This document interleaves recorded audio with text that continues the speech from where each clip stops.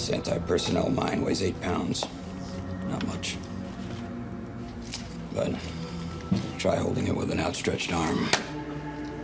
Whether you're Wolverine's clone, Batman getting revenge on several people, or a comic book that's based all around revenge, we have it all on today's Top 10 Nerd list. Coming in number 10, we have X-23. If you come within 100 meters of Wolverine, you can bet that your life is about to get a lot more depressing. This dude has some terrible mojo with him, and if I was him, I would want to have a word with the Watcher because it seems like someone else should have to bear some of this load.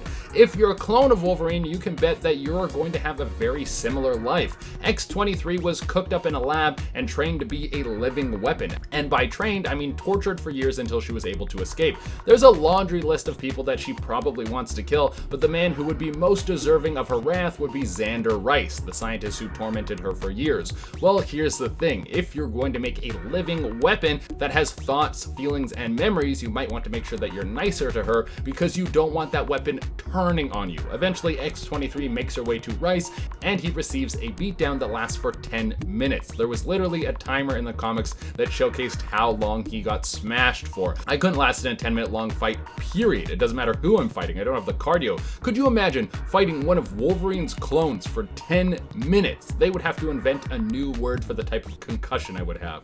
Coming in number 9, we have Robin Becomes a Clown. Who knew that The Dark Knight Returns would get a sequel? I didn't know you could return twice. But in this story, we have a superhero revenge that really strikes to the core of Batman. Robin, Dick Grayson, becomes the Joker. Just when he thought he finally got rid of him, now he has to deal with an even worse version. What happens is Batman fires Robin from being Robin, which is kinda lame. It's not like you can put that on a resume and just find a new super gig somewhere else. Also, you pulled him into this world. So to get revenge on the old dusty Batman, Dick Grayson becomes the Joker. Coming in at number 8, we have Superman Ends the Joker. We know that Batman and Superman have their ways of dealing with villains, and even if it isn't the most effective way, it seems like these guys keep breaking out and causing harm, but it's comic books. What can you do? It's part of the fun. But we know that Batman and Superman don't like to kill. It's against their code of ethics. And even though there have been a few instances where Superman has killed, like when he sentenced Zod to death, he sort of killed him inadvertently there,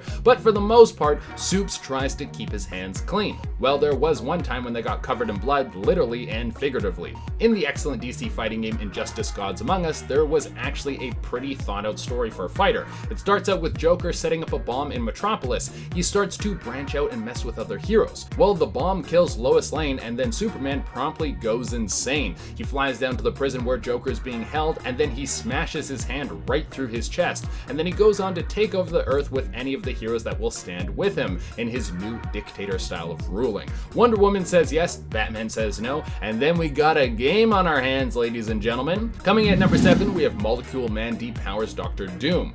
When we jump into the Secret Wars comics, we see one of my favorite moments in Dr. Doom's history. I really like Doom because even though he's one of the most evil dudes around, he has been right a few times. And when the universe was ripped apart, Dr. Doom teams up with Molecule Man to make a new battle world that sees him as the emperor of everything. I don't think that's how the heroes would want things to play out, but for a while, things are actually functioning really well. But here's the thing, this Doom and Molecule Man team up wasn't so much a team up as it was Doom using the hero for his powers and then rejecting him any sort of attention or food. Eventually, Molecule Man snaps and sucks Doom of all of his powers, and then the heroes are able to take him out and restore balance to the universe. Next on the list, we have Batman against the Mutant Leader. The Dark Knight Returns still stands as one of the best comic books ever, and for good reason. It's Rocky meets Batman. You have a Superman-Batman fight, and it all takes place in a rundown, even more dangerous future version of Gotham. In this comic, you have an aged Batman in his 50s, coming out of retirement to put the cape back on and deal out justice. But when it comes to his first encounter with a big baddie, it doesn't go as planned. He fights the Mutant Leader, who is the muscle mass leader of the most powerful gang in Gotham. Even though Batman is Batman, he's old and he's been out of the game for quite some time. So the Mutant Leader puts a beating on him that nearly leaves the Bat dead, if it wasn't for a new Robin coming in to save him. Batman is able to escape, but he doesn't forget that he has a score to settle. The next time these two face off will be in front of nearly the entire mutant gang. No gadgets, no weapons, just two men squaring off for control of the mutant gang and thus Gotham City. It's one of the best fights I've ever seen in comics, and it showcases Batman's tactical mind as the advantage over his bigger, stronger, younger opponent. Next on the list, we have Punisher kills Howard Saint. Now, even though the Punisher movie isn't the most loved Marvel movie of all time, when people badmouth the DC cinematic universe, everyone forgets that Marvel had to make Punisher, Spider-Man 3, and Ghost Rider before we ever got to Iron Man. And even after that, the Thor movies were pretty bunk until 3, and Iron Man 3 was also a wash. So give DC some time. I'm sure they'll figure it out, or they won't, I don't know. But back to my point, in the Punisher movie, we have Frank Castle hunting down Howard Saint, the man who killed his family and turned him into the anti-hero that we have all come to love. And when Frank Castle finally gets his way back to the mob boss's house, who's played by John Travolta, he gets his revenge big time. He kills the dude's whole family, and then he has him dragged by a car through a series of explosions that eventually lights him on fire. I never took the Punisher for someone who liked theatrics, but apparently that's what he's all about. After that, guys, we have Marv feeds Kevin to wolves. This one is a bit of a shift from the other comics we've been covering so far. Sin City is a wild comic turned into a movie that is very gruesome, but it is awesome and kept me watching even though the whole thing was in black and white. To keep your viewer into the movie while the whole thing has no color, in this day and age, that is very impressive.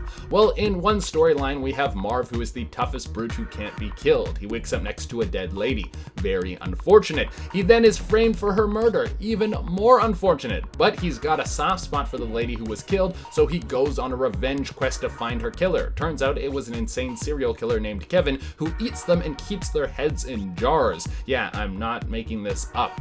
So to even the score, Marv cuts off Kevin's arms and legs and has him eaten by wolves. And Marv later learns that the Pope was the one sending out Kevin to do these dirty deeds, and he kills the Pope. Yeah, it really escalates. I don't know why, and I don't know how. I never even met you before tonight. But you were a friend and more when I needed one.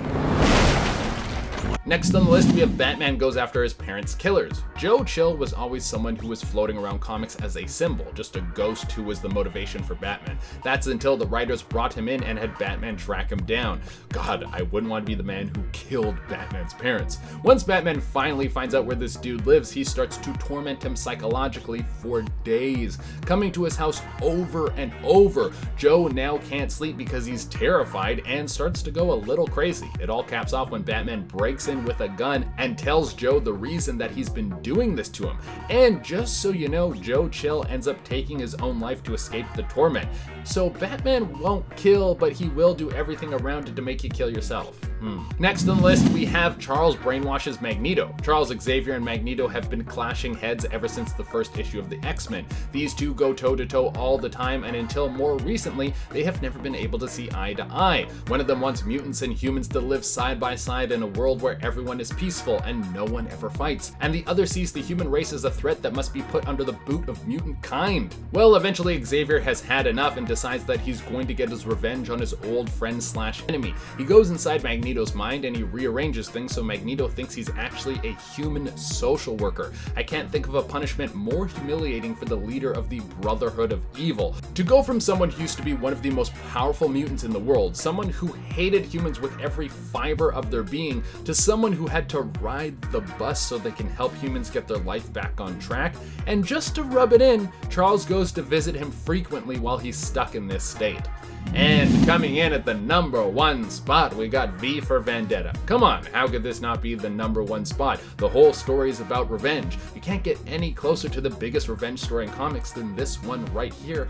And Natalie Portman shaved her head for the role, and everyone lost their mind. Whoa, it was a big deal back then. But in this movie, you have V, who is a genetically enhanced ex-prisoner who was tortured by the government for years. In this dictatorship future, you have a fascist government that has taken control of everything, and anyone who steps out of line is taken in their sleep by the secret police and is never heard from again. The story ends with political leaders being killed, a revolution rising up to rewrite society, and the fall of the fascist government. The statement of revenge was so powerful in this story that the V for Vendetta mask became the symbol for the mysterious hacker group Anonymous. So I think being such an impactful story of revenge that the icons from that story impact real life, yeah, that's gonna get you the #1 spot on this list. Alright guys, that has been our list. I've been your host, Jay Durena, and we'll see you on the next one.